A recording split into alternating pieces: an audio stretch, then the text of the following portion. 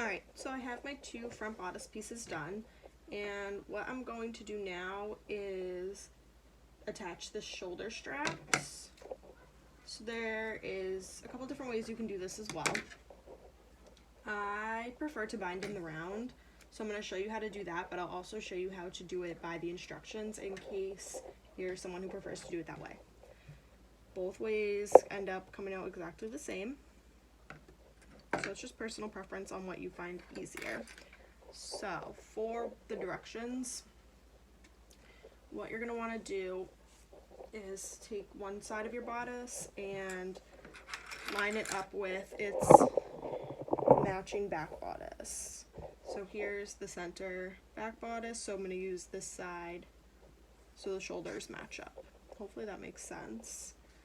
And what you want to do is measure out how big you want your shoulder gap to be.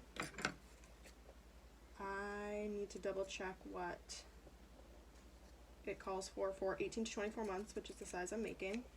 So it'll be different for everyone depending on the size you make. Let me just find it real quick. I have my instructions pulled up here. 18 to 24, so I want a 3.5 inch gap. So I gotta find the center of my strap, and I'll mark that off.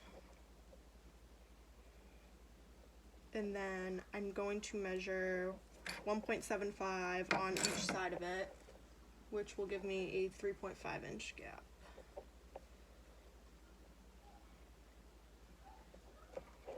So here's 1.75 in one direction, and let's see, 1.75 in this direction.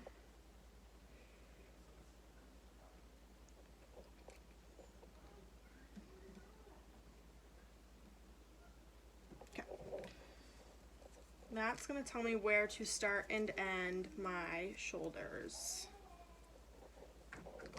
Now, even just, so I mentioned there's 2 different methods, binding in the round and binding by the instructions, and even within that, there's even more options. So you can take this and you can serge it on or sew it on to these gaps first, or you can do kind of like how we did the binding, or you can do it how we did the other binding where you just fold it in quarters and stitch it on and hold it on like that.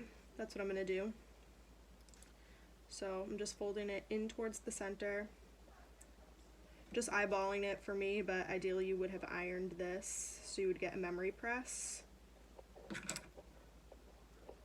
It's going to line up right along the raw edge if you are going by the instructions. Some people cut their binding longer, like we talked about with the front and the back bodice binding, and that's fine too, however you want to do it.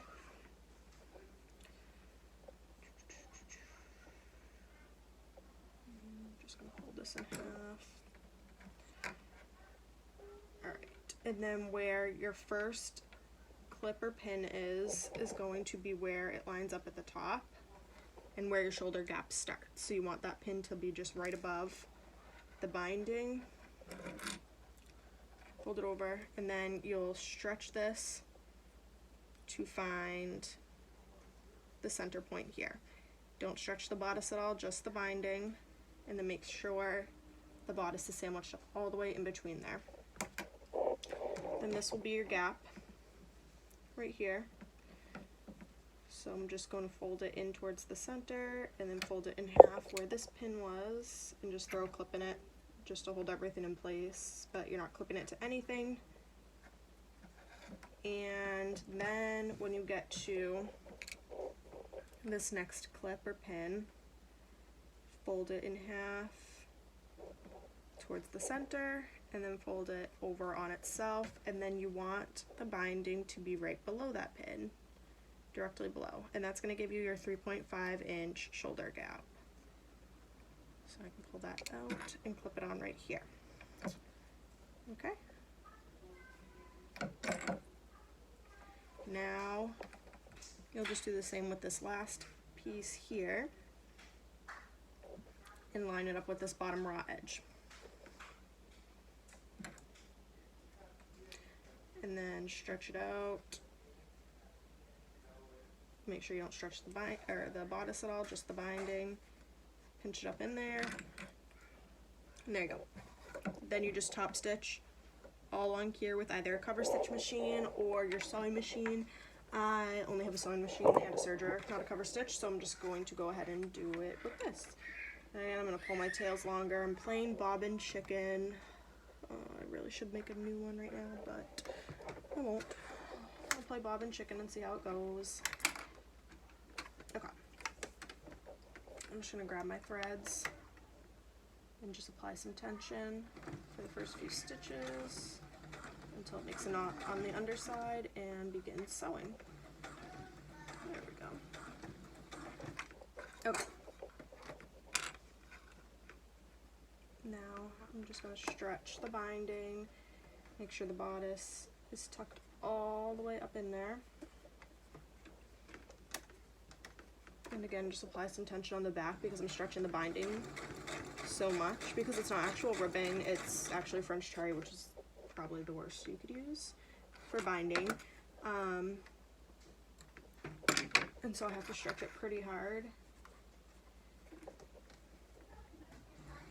So I'm just applying some tension on the back end of it to keep it pulling through nice and evenly.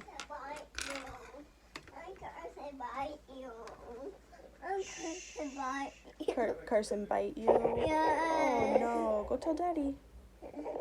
Okay, sorry about that.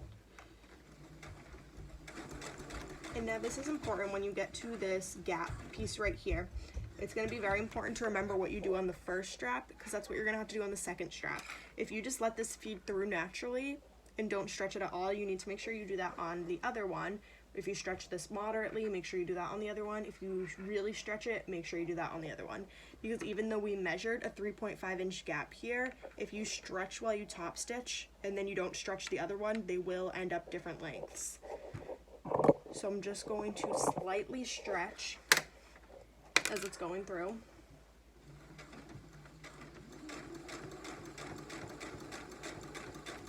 I'm running out of thread.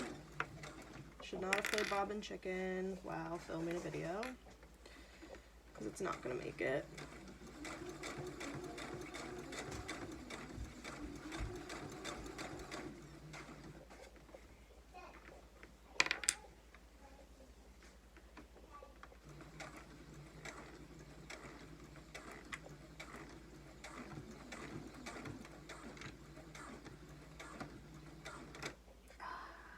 You heard that click right there? That means I'm out of thread for sure. Let's see.